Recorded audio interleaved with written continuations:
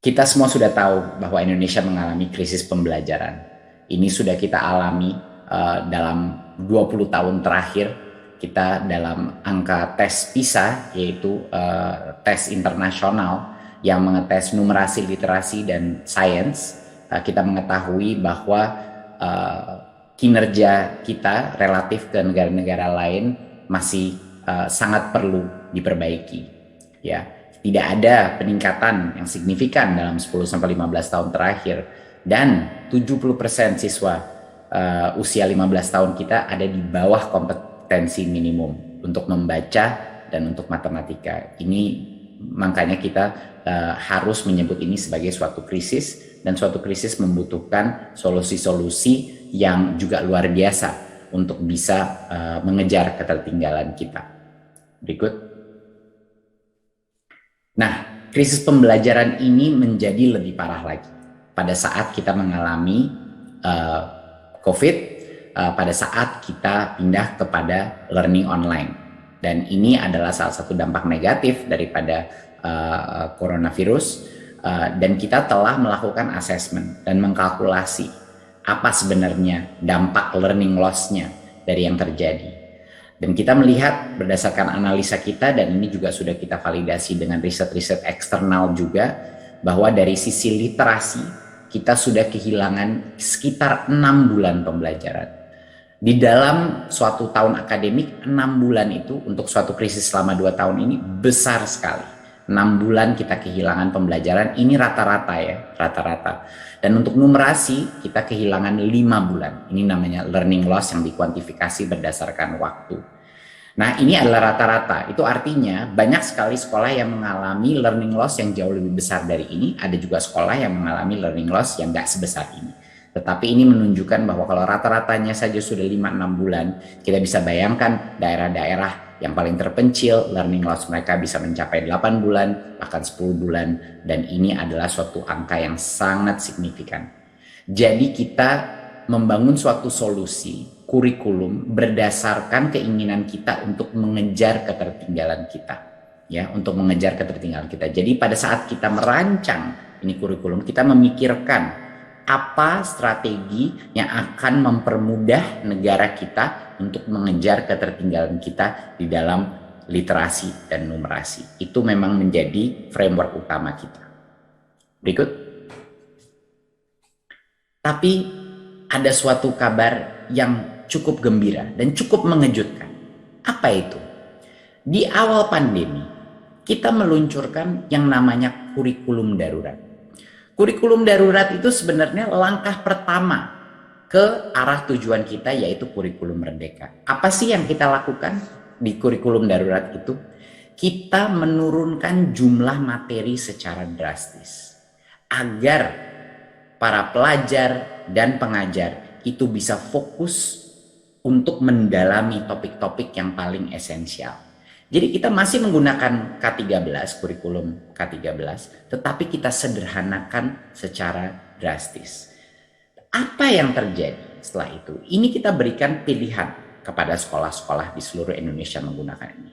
Ternyata tanpa kita mengharapkan begitu besar, ternyata 31,5% sekolah kita pindah menggunakan kurikulum darurat. Ini tidak dipaksa, kita memberikan tawaran kepada mereka. Mereka melihat, wah, ini kurikulum darurat jauh lebih sederhana. Saya bisa fokus dan saya bisa adaptasi kepada sistem online, tidak terbebani dengan begitu banyak materi.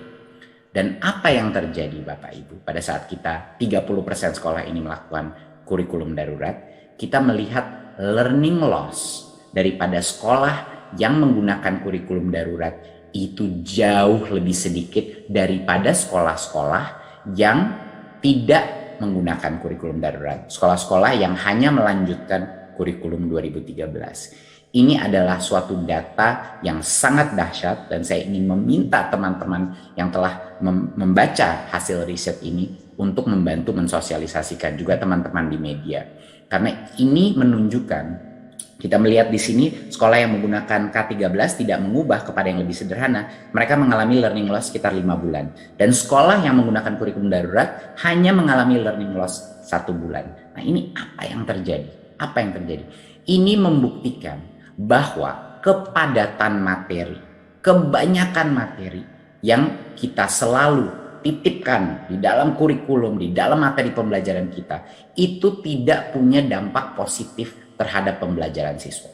Malah semakin ringkas, semakin sederhana, pendalaman materi itu semakin baik untuk Indonesia. Jadinya perdebatan mengenai apa kita harus terus menambah materi kepada anak-anak kita itu sudah selesai.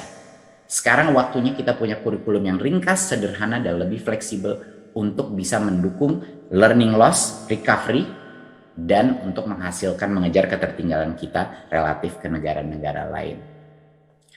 Berikut. Nah, pada saat ini kurikulum yang digunakan dalam skala nasional ada beberapa kelemahan yang sudah kita identifikasi.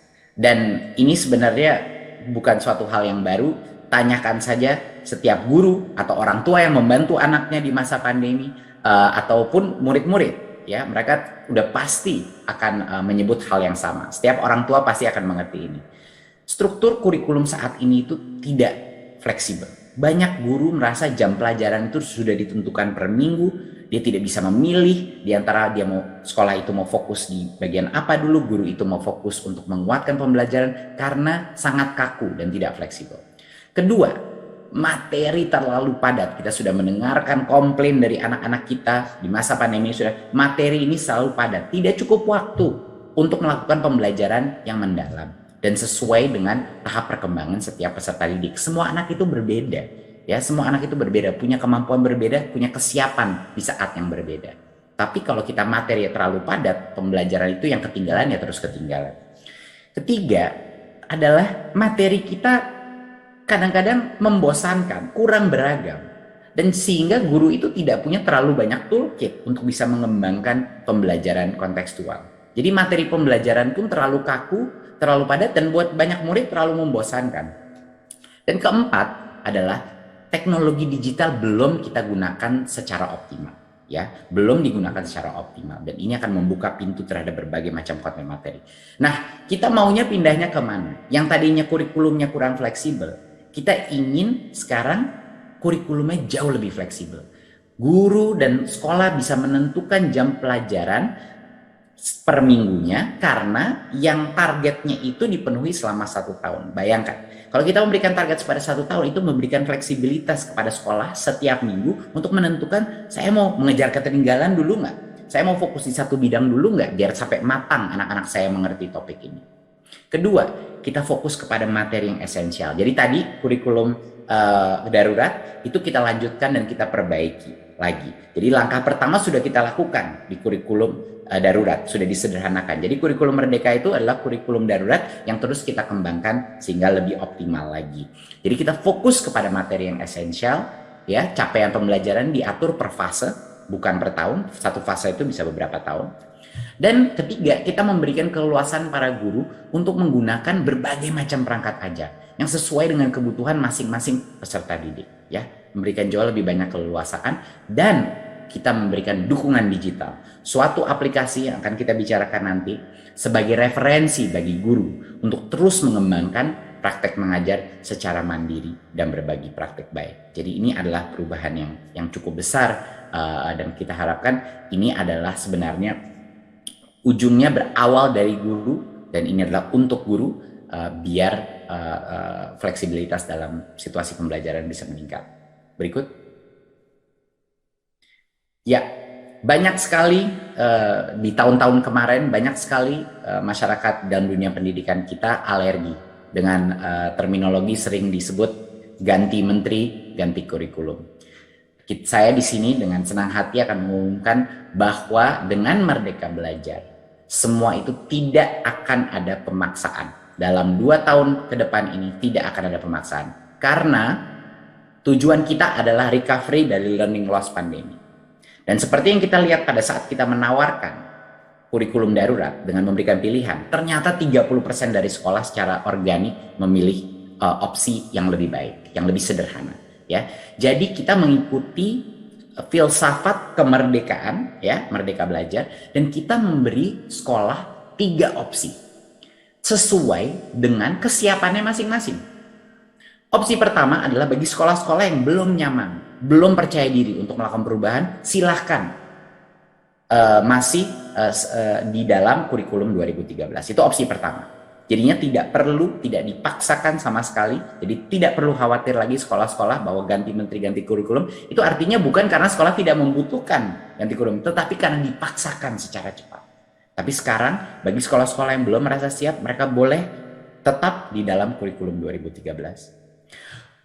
Bagi sekolah-sekolah yang ingin melakukan perubahan, tapi mungkin belum siap melakukan perubahan yang begitu besar, tapi dia ingin memilih kurikulum yang lebih sederhana, dia masih mau di 2013, tapi yang jauh lebih ringkas materinya. Dia boleh memilih kurikulum darurat, ya, penyederhanaan. Dan bagi sekolah-sekolah yang sudah siap untuk melakukan transformasi sesuai dengan kecepatan yang dia inginkan, pilihan ketiga terbuka juga untuk meluncurkan kurikulum merdeka. Ya, kurikulum merdeka itu yang akan dibahas pada hari ini. Jadi sekarang tolong diingat masyarakat juga teman-teman media bahwa kurikulum ini adalah opsi pilihan. Karena kita sudah sangat sukses dengan kurikulum darurat, kita menggunakan filsafat yang sama. Ini pilihan bagi sekolah mengikuti kesiapannya masing-masing. Karena Bapak Ibu, tidak ada yang namanya transformasi proses pembelajaran kalau kepala sekolah dan gurunya merasa terpaksa untuk berubah. Kunci keberhasilan daripada suatu perubahan kurikulum adalah kepala sekolah dan guru-gurunya memilih untuk melakukan perubahan tersebut. Jangan pernah lupakan itu Bapak Ibu. Berikut. Jadi, satuan pendidikan ini bisa mengimplementasikan kurikulum merdeka secara bertahap, tidak perlu 100% langsung diterapkan, ya. Kita memberikan fleksibilitas, ya. Kurikulum merdeka ini sudah kita tes di 2.500 sekolah penggerak. Namanya dulu kurikulum prototipe. Sekarang karena kita luncurkan pada sekolah-sekolah lain namanya kurikulum merdeka. Jadi kurikulum merdeka ini sudah kita tes di 2.500 sekolah. Banyak sekali sekolah yang sudah kita lakukan. Ini diterapkan mulai dari TK, SD, dan sampai ke SMP, SMA.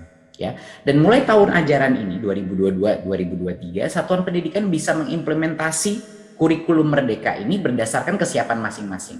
Kita akan menyiapkan suatu survei, angket, untuk membantu satuan pendidikan menilai dirinya. Saya udah siap apa tidak untuk menerapkan ini. Gitu. Dan 3 pilihan yang dapat diputuskan satuan pendidikan itu adalah mereka bisa menerapkan beberapa bagian saja dari prinsip kurikulum merdeka, nggak perlu full. Ya, mereka juga bisa menerapkan kurikulum merdeka menggunakan perangkat ajar yang sudah disediakan, itu boleh, dan menerapkan kurikulum merdeka dengan mengembangkan sendiri berbagai perangkat ajarnya. Jadinya bahkan bagi yang ingin maju ke kurikulum merdeka, mereka boleh memilih mau tahun berapa dulu mulainya, apa elemen-elemen yang ingin mereka masukkan dulu. Ini sesuai dengan kesiapan sekolah masing-masing. Seperti yang kita bilang, tidak perlu panik para guru dan kepala sekolah karena kemerdekaan dan keputusan itu ada di mereka. Berikut. Apa sih keunggulannya kurikulum merdeka? Ini sekali lagi adalah salah satu menurut saya episode Merdeka Belajar yang paling penting. Pertama, keunggulan kurikulum merdeka sama seperti kurikulum darurat. Nomor 1, lebih sederhana, lebih mendalam. Standar pencapaiannya jauh lebih sederhana. Materinya lebih sedikit sehingga itu memberikan waktu untuk guru mendalami setiap konsep. Karena itu yang penting. Bukan kelebaran daripada materi, tetapi kedalaman yang menjadi fokusnya. Ya, dan juga dibuat bahasa daripada standar pencapaian pun jauh lebih mudah dimengerti. Kita banyak berdiskusi dengan guru-guru di mana standar pencapaian pun banyak guru tidak mengerti karena terlalu rumit. Berbagai macam standar-standar pencapaian, ada matriks, ada berbagai macam kompetensi yang dengan bahasa yang cukup akademis. Jadi kami merubah ini dengan membawa guru-guru untuk membantu kita mereformulasi apa itu standar-standar pencapaian dalam kurikulum sehingga sesuatu itu diberikan input dari guru untuk guru. Itu yang penting sebenarnya karena yang menggunakan ini adalah guru ujung-ujungnya. Ya, jadi sekolah-sekolah tidak perlu terburu-buru dalam menyelesaikan materi, tidak perlu selalu pindah-pindah walaupun anaknya belum mengerti. Jadi lebih menyenangkan, lebih menenangkan juga bagi para murid-murid. Tidak stres mereka terus karena mereka belum mengerti satu konsep sudah dipaksa pindah ke konsep berikutnya. Berikut, keunggulan kedua daripada kurikulum merdeka adalah ya kemerdekaannya sendiri, otonomi yang diberikan. Ya, saya berikan beberapa contoh. Di dalam program SMA sekarang tidak ada lagi program peminatan ya untuk yang memilih kurikulum merdeka. Ya, tidak ada lagi jurusan ya kejuruan atau peminatan dulu namanya. Peserta didik bisa memilih mata pelajaran sesuai minat, bakat, dan aspirasinya di 2 tahun terakhir SMA. Ini salah satu keputusan atau choice atau pemilihan yang bisa diberikan kemerdekaan bagi anak-anak kita yang sudah mulai masuk dalam umur dewasa untuk bisa memilih. Berarti dia tidak terkotak-kotak kepada misalnya IPA atau IPS saja. Mereka bisa memilih sebagian IPA, materi mata pelajaran IPA, sebagian IPS, dan itu adalah suatu hal yang sudah dilakukan di banyak sekali program-program kurikulum internasional. Sudah banyak sekali program-program di negara-negara maju yang memberikan pilihan bagi anak-anak kita, karena dari kecil mereka sudah dibiasakan untuk bisa memilih dan akuntabel akan keputusannya dia. Dan guru ini diberikan hak untuk mundur apa maju di dalam kurikulum itu, di dalam suatu fase sesuai dengan tahap pencapaian dan perkembangan murid-muridnya. Ini adalah suatu perubahan yang luar biasa diminta oleh semua guru. Banyak sekali guru-guru yang komplain kepada saya bahwa walaupun anak-anaknya belum siap maju ke depan, dan makanya kita melihat survei banyak sekali anak-anak kita di daerah-daerah yang lebih tertinggal itu udah tertinggal 2 tahun bahkan pembelajarannya. Ya, karena guru itu terpaksa untuk terus maju tanpa memikirkan siapa yang ketinggalan. Jadinya guru ini bisa memilih, kalau misalnya guru itu merasa dia mau lebih cepat, itu bisa. Kalau guru itu merasa dia mau pelan-pelan dikit untuk memastikan nggak ada yang ketinggalan, juga bisa. Dan sekolah di dalam kurikulum merdeka ini, sekolah ini diberikan kewenangan untuk mengembangkan kurikulum itu, ya, untuk mengembangkan kurikulum itu sesuai dengan karakteristik sekolah tersebut. Jadinya level otonomi, level kemerdekaan bagi sekolah, bagi guru, dan bagi peserta didik itu sangat tinggi. Jadi ini bukan malah kurikulum yang ingin membelenggu sekolah-sekolah. Ini adalah kurikulum yang paling merdeka dan memberikan kemerdekaan kembali kepada sekolah, hak-hak memilih bagi murid, guru, dan sekolah. Berikut. Di luar daripada kurikulum yang lebih sederhana dan kurikulum yang lebih merdeka, lebih fleksibel dan otonom, ini adalah versi kurikulum di mana murid-murid itu bukan hanya pasif di dalam kelas, tetapi mereka aktif. Jenis-jenis aktivitas yang dilakukan dalam kurikulum ini banyak sekali yang project based. Banyak sekali yang project based. Kita memberikan ruang di dalam waktu kelas untuk project based yang sangat besar. Karena satu, kenapa relevan? Karena ini adalah skill-skill yang akan dibutuhkan anak itu pada saat dia keluar.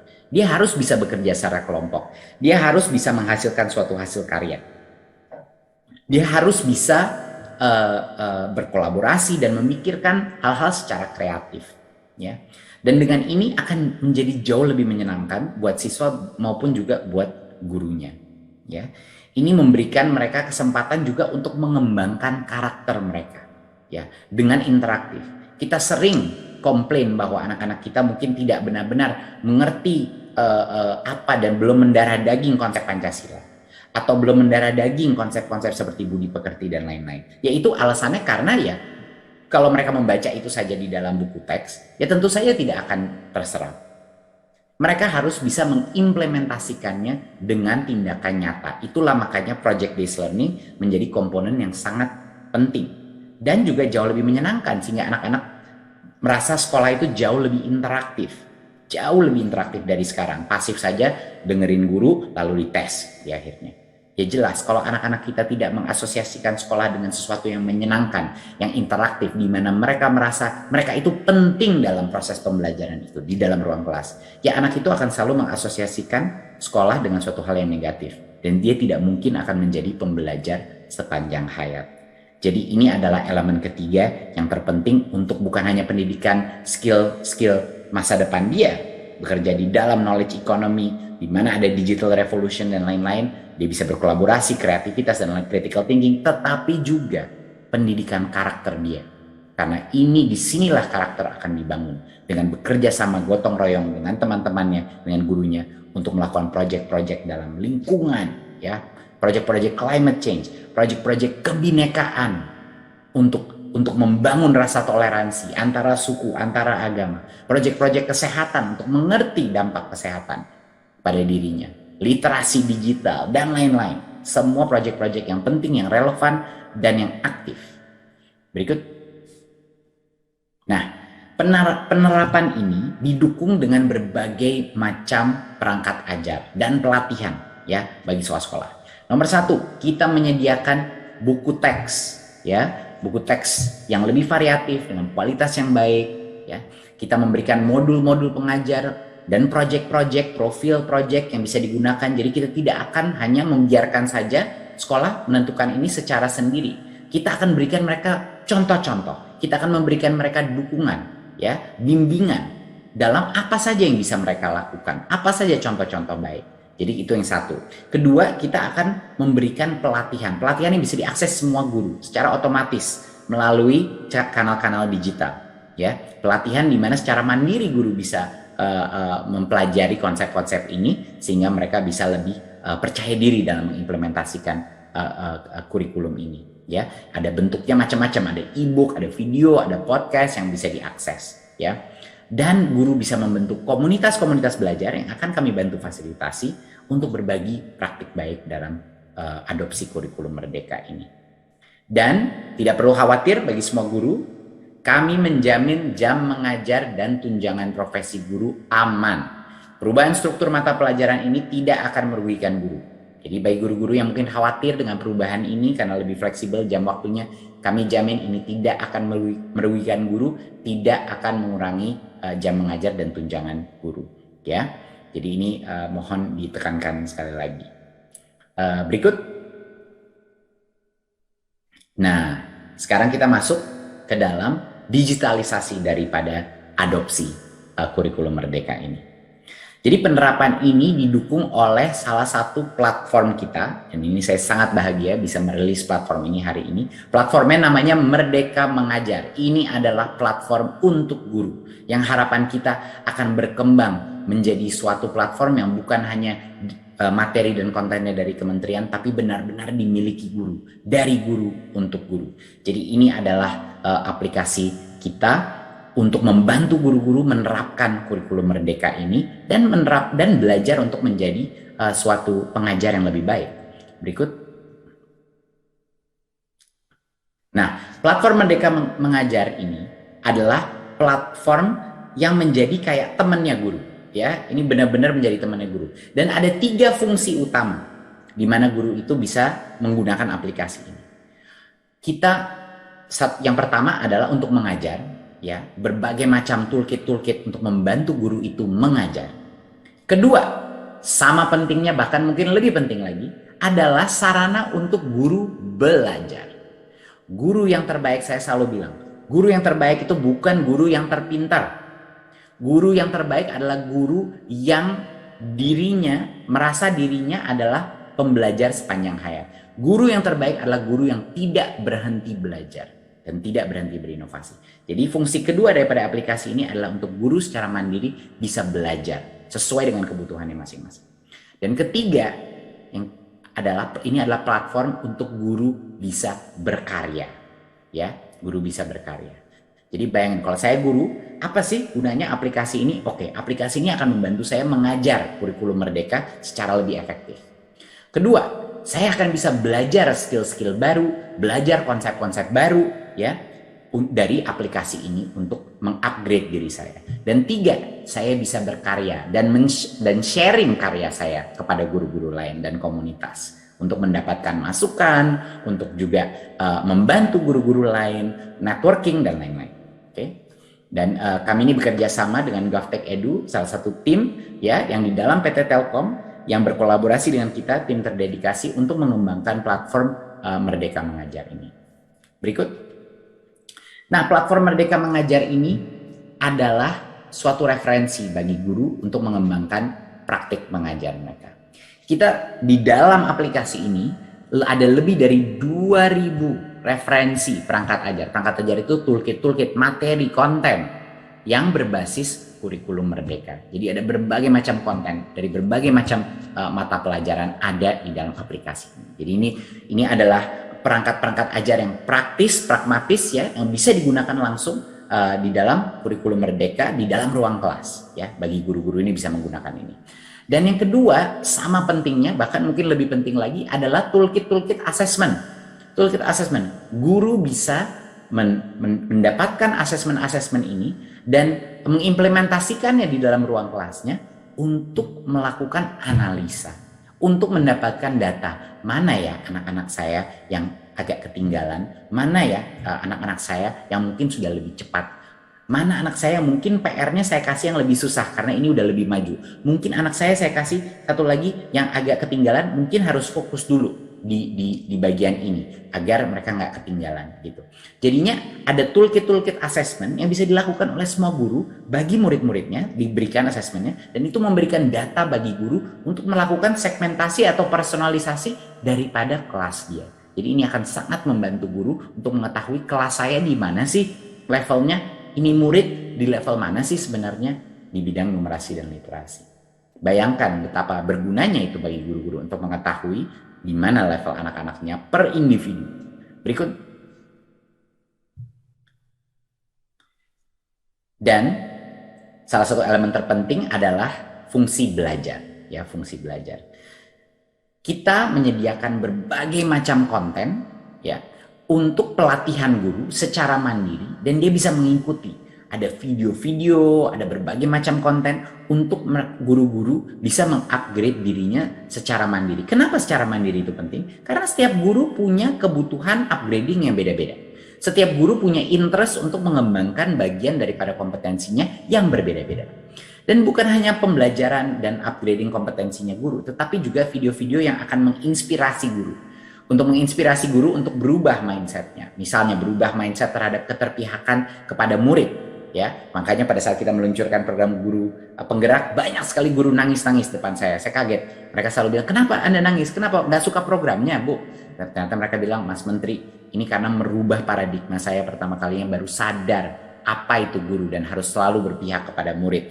Bukan sebagai administrator pendidikan, tetapi sebagai benar-benar sebagai fasilitator proses pembelajaran untuk keterpihakan pada murid.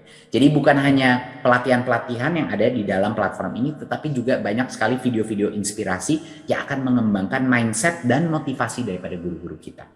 Berikut. Dan salah satu fitur favorit saya adalah di mana kedepannya kita harap ini akan menjadi platform ekosistem yang sangat besar sehingga guru-guru bisa menunjukkan, bisa memamerkan bukti karya mereka, sharing. Ya, mendapat feedback dari guru-guru lain. Mereka bisa membangun portfolio hasil karyanya. Mereka bisa berbagi inspirasi. Mereka bisa berkolaborasi dan menunjukkan. Kita ingin platform ini benar-benar dimiliki oleh guru, bukan dimiliki oleh kementerian. Ya, karena itu adalah goal kita. Jadinya bukan hanya mengajar, bukan hanya belajar, tapi juga guru-guru bisa aktif menciptakan konten. Ya, user generated content, menunjukkan portfolionya, menunjukkan hasil karya siswanya, menunjukkan apa yang dia lakukan di dalam ruang kelasnya. Luar biasa. Ini menurut saya ini potensinya sangat besar bagi guru-guru untuk berpartisipasi secara aktif di dalam kolaborasi. Berikut.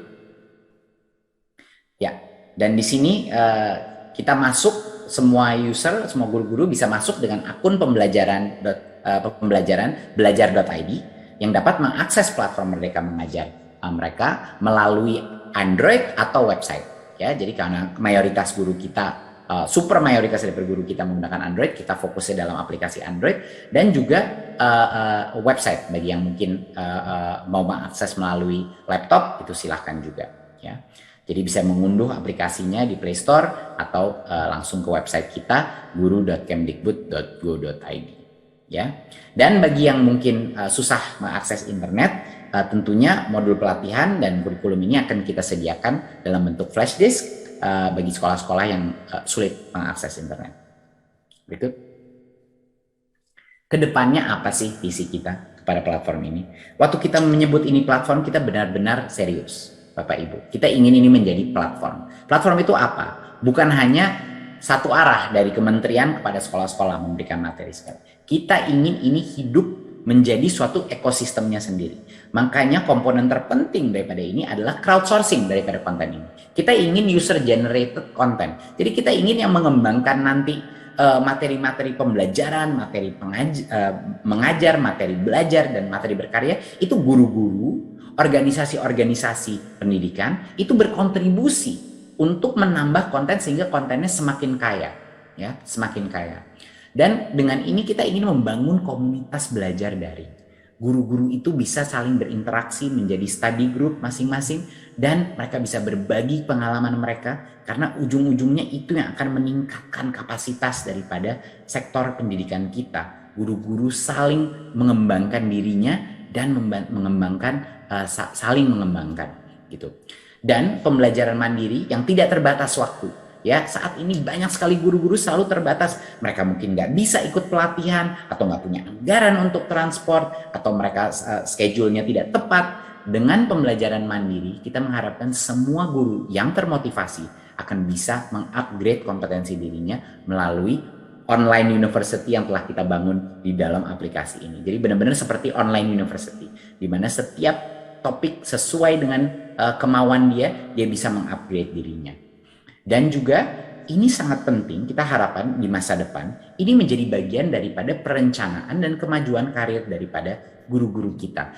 Jadinya ini menjadi CV digital daripada guru-guru yang ingin menunjukkan apa saja sih hasil karya guru itu, apa saja pencapaian-pencapaian yang dihasilkan di dalam kelasnya, inovasi yang dia lakukan. Jadi ini kesempatan untuk guru membuat suatu public portfolio, public CV terhadap hasil karyanya dia. Dan tentunya kita ingin menciptakan jejaring profesi guru, suatu network guru yang bisa menciptakan center-center of excellence per topik, per mata pelajaran, per interest, dan lain-lain. Membuat suatu social network untuk guru sehingga mereka bisa saling berbagi dan membantu. Jadinya visi daripada aplikasi ini adalah ini ujung-ujungnya akan dimiliki oleh komunitas guru dan komunitas pendidikan. Kita hanya pencetus saja, setelah itu kita ingin semakin banyak konten keluar dari masyarakat, dunia pendidikan, sehingga ini menimbulkan suatu roda inovasi yang semakin cepat. Berikut. Saya ingin mengucapkan terima kasih yang sebesar-besarnya kepada 21 mitra institusi kita dan 47 mitra individu yang luar biasa telah pagi, siang, malam telah berkontribusi untuk memperkaya konten di dalam aplikasi Merdeka Mengajar ini. Jadi terima kasih sekali lagi bagi semua kontributor yang sudah luar biasa bekerja pagi, siang, malam untuk menghasilkan konten dan produk yang diluncurkan hari ini. Berikut. Jadi kami sekarang mengajak semua pihak. Kita mengajak semua pihak untuk bergerak bersama dan ikut berpartisipasi dalam gerakan ini yang akan difasilitasi melalui teknologi platform ini.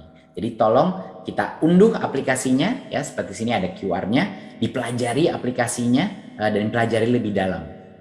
Saya harap banyak orang punya rasa ingin tahu dan tentu saja kita selalu terbuka dengan masukan. Dan itu memang journey kita adalah untuk selalu terbuka dan open dan menerima masukan dari berbagai macam partisipan. Dan kita mengharapkan sekolah-sekolah untuk mendaftarkan satuan pendidikan kalau mereka menginginkan menerapkan kurikulum Merdeka untuk melakukan registrasi ya di dalam tautan kurikulum.gtk.kemdikbud.go.id ya mulai tanggal 11 Februari sampai dengan 31 Maret biar kita pun mendapat informasi. Dan bagi dinas-dinas pendidikan untuk mendukung satuan pendidikan yang memutuskan mereka sudah siap untuk bisa menerapkan kurikulum Merdeka. Ya, banyak sekolah yang tidak siap itu juga nggak apa-apa. Tidak perlu dipaksa, mereka boleh di K13 dan juga boleh hanya di kurikulum darurat. Tapi kalau mereka ingin, tolong didukung oleh dinas pendidikan. Dan tentunya mitra-mitra kita dan organisasi pendidikan, kita harap Anda tolong kita ajak Anda untuk datang berkontribusi dalam pengembangan materi, pengembangan konten pada platform Merdeka Mengajar. Ya, kita proses ini akan sangat demokratis, kita akan mengkurasi, tapi kita pun menginginkan semakin banyak organisasi untuk ikut berkontribusi dalam user generated content ini.